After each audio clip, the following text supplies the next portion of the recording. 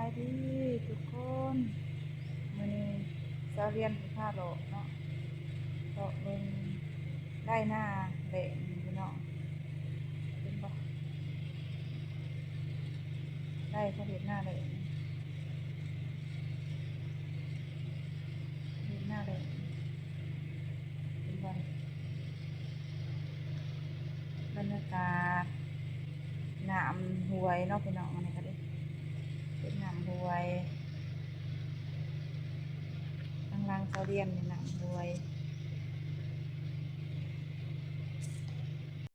สิพามาเลาะให้เลาะหน้าเด้ออยู่นี่บรรยากาศไทยหน้านี่ธรรมศาสตร์บ้านเฮาพี่น้องงามบ่นี่เขากำลังเคี่ยวพี่น้องเอ้ยกำลังเคี่ยวงามเขาธรรมศาสตร์บ้านเฮาเห็นบ่พี่น้องงามบ่ธรรมศาสตร์บ้านหน้า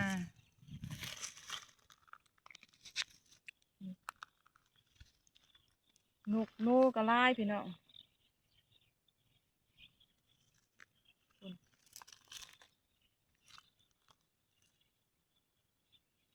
นกนูกระไล่บ้านเฮา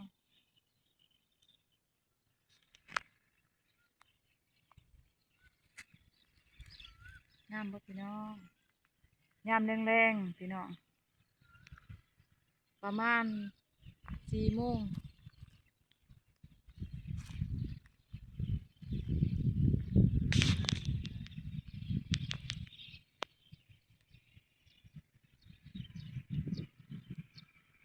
มีแต่หนทางออกมื้อหน้า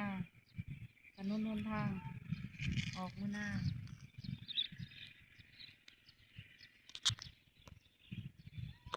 แต่สิมีซ้ำนี้แหละพี่น้องเอ้ยบ้านเฮาบ่มีหยังหลายเฮ็ดไร่เฮ็ดนาอยู่บ้าน